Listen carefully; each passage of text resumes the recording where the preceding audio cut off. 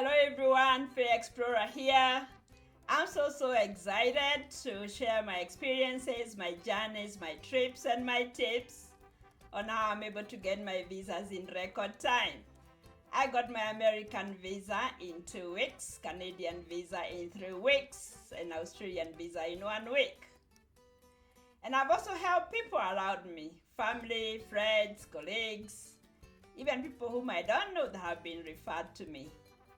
And I would like to help you out there. So by listening to my videos, it's my hope that you get some tips and ideas and have your journey more smooth. Disclaimer here, I'm not an immigration lawyer.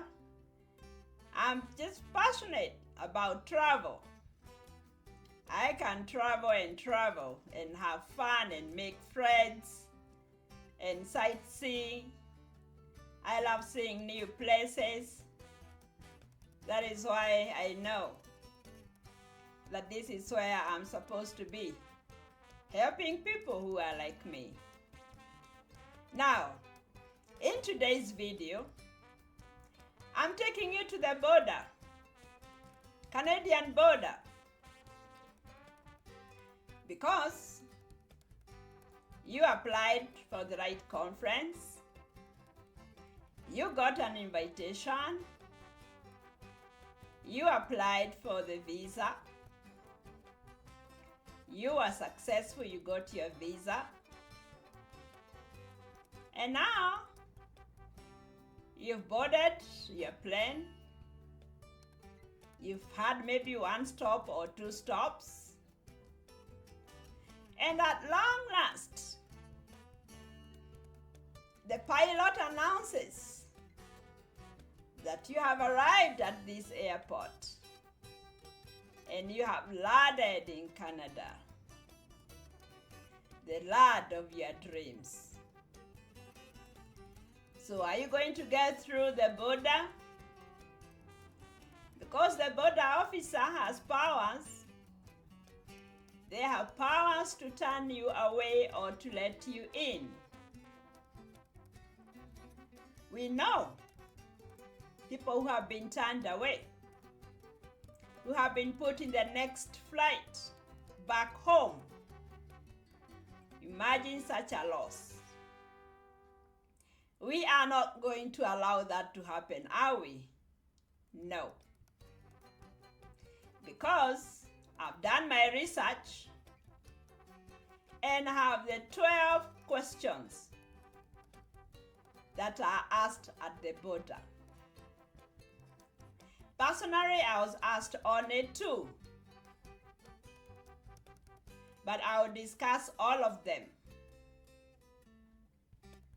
so that everyone gets an opportunity to see Canada, to attend a conference, and to have that experience. It's beautiful. Canada is a beautiful country with good people. But let me tell you, those border officers will smile at you. But take my advice, that smile will not get you anywhere if your house is not in order. So let's go to the question. Question number 1. I believe this one they ask everybody. Purpose of your travel. What are you coming to do in Canada? I was asked that one too. So if you're going on conference, say you're coming to attend a conference, full stop. If you're going to study, say so. If you're going on rotation, say so. To the point. Do not explain unless you are asked. Just keep your smile. Be good. Be confident. Look at them, not stare, Look at them straight in the eye. Because it is believed that eyes don't lie. So when they ask you for that passport and they ask you questions, stop whatever else you are doing and concentrate. Because anything that might appear like you are trying to search for answers could ring a bell, and it could make your journey start getting bad. So the next question, duration of your stay. How long are you staying? Most conferences take 3 days, 5 days. Maybe you have an added itinerary for another 3 days to sightsee. So you could say 8 days. Don't explain. 1 week. Try not to go beyond 2 weeks. Unless you are there to go to school, or you are there on a PNP, Provincial Nomination Program, or you are there on any other that is not visitor. That could take longer time depending on the purpose. Then a question that would follow that one is accommodation. Where are you staying? So for a visitor, you could get hosted if you had an invitation from family or friends. But more often with conferences, it could be you booked a hotel, you made a reservation, you booked. So that is what you say. And you book a hotel that is near the conference area. That is why normally conferences are placed in an area that has other facilities. There is taxi, you can be able to get into a taxi or a bus. You can get yourself an Airbnb or a hostel. They have hostels which are cheaper. But you must know at least the address, even if you don't know it offhand, because normally their addresses are a bit long, not like the African ones.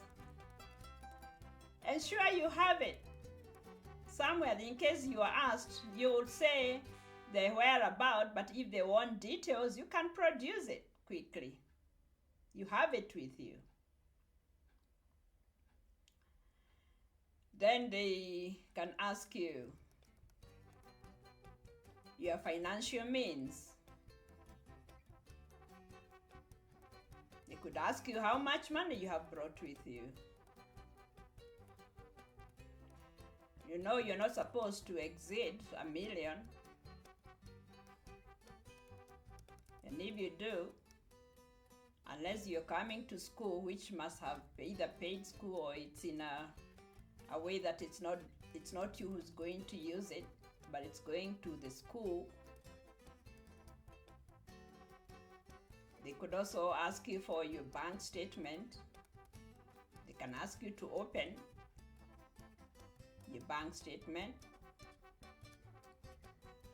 So you need to be very careful. Because sometimes people might apply and then after you get your visa, you are there using that money to buy this, to buy that, in preparation, to buy your ticket.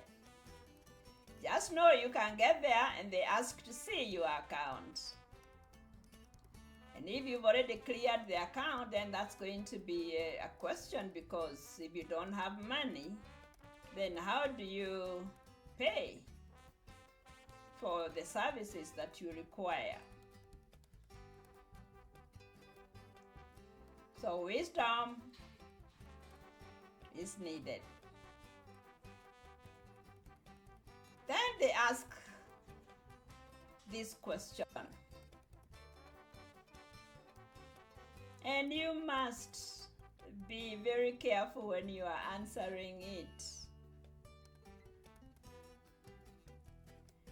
They ask you whether you will be taking up any employment, any work.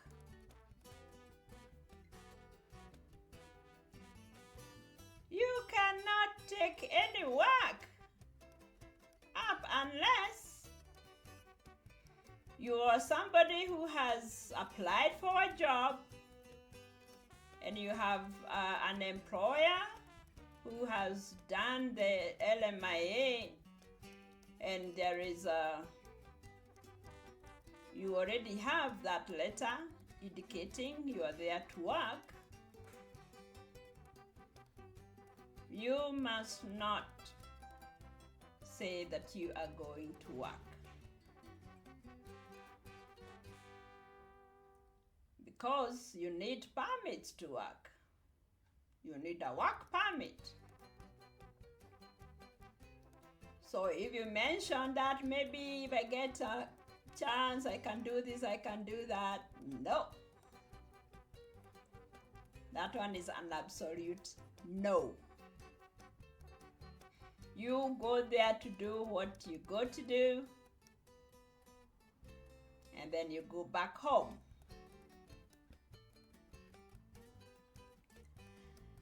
Then they can ask you if you've had a criminal record.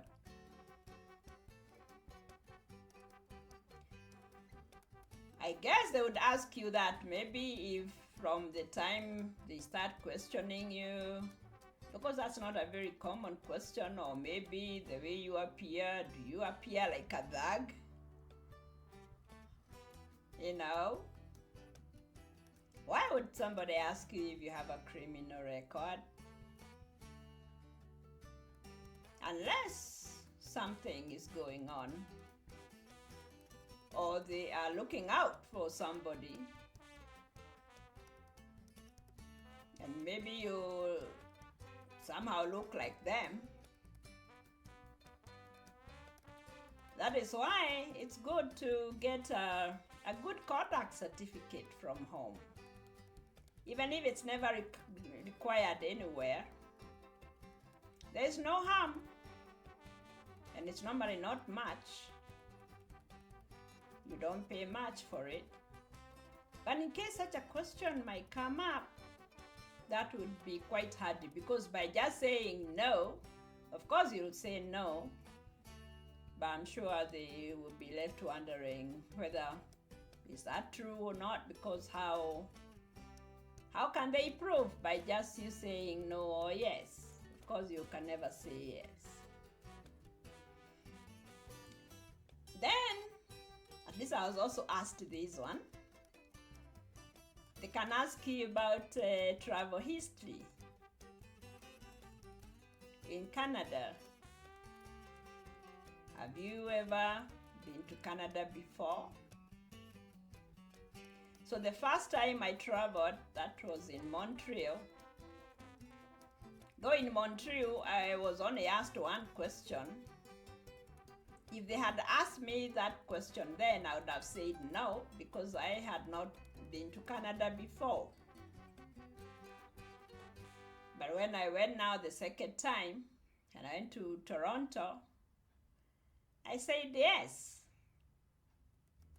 So they asked me when that was and how long I stayed. I had also gone on a conference, so it was about 8 days. Travel history is good, because sometimes they can even ask you whether you've been out of your country before to any other country around the world. So I always say, why not even just peep into your neighboring country? You can even walk through the borders. At least you have your passport stamped. It will show you've been somewhere. Take lunch, go sightsee, stay for 3 days, come back, an exit stamp. Those things help. They look small, but they are quite helpful. Then I was asked, here's another question they ask, whether I had any goods to declare. Goods to declare includes gifts that you are carrying for people, or maybe merchandise that you've brought into the country to sell. You're supposed to declare them. So I said, no, it's not business. And why would you carry so many things, especially if you are going on a conference that's only 8 days? Why would you be carrying gifts for who? To who? You don't know anybody in that conference. So that would be a no. Then they can ask you about whether you have an insurance, a health insurance. It's always good to have one. And you get them very cheaply because maybe they are for 8 days, 5 days. The insurance companies are all over the place. And there's no harm. Just in case of any incidences or accidents, it comes in handy. And you have not even paid much. And you don't know anybody when you're going to Canada. So that one, it's always good to have one. So last but not least, they can ask you your biographical information. They can ask you your address, your phone number, your email. But what I know is that unless they have something that they are, like smelling a rat somewhere, they will not ask so many questions. Most people whom I've helped and they've gone through, they tell me you are asked 3 questions, 4 questions. So be ready. It's better to plan and to even be overly ready instead of being caught off guard. And maybe you have put everything in that trip because it's something that you had planned for a long time. So in case you need any more information, or you might need just assistance or guidance on how to go about this, please write to us at fayeexploreradvisors@gmail.com, and we'll be glad to help. And if you've liked this video, please like, share, subscribe, so that the next time I release another, which will be weekly, you will not miss. So thank you so much for listening to this video. I really hope that it's going to help somebody out there. God bless you. I love you.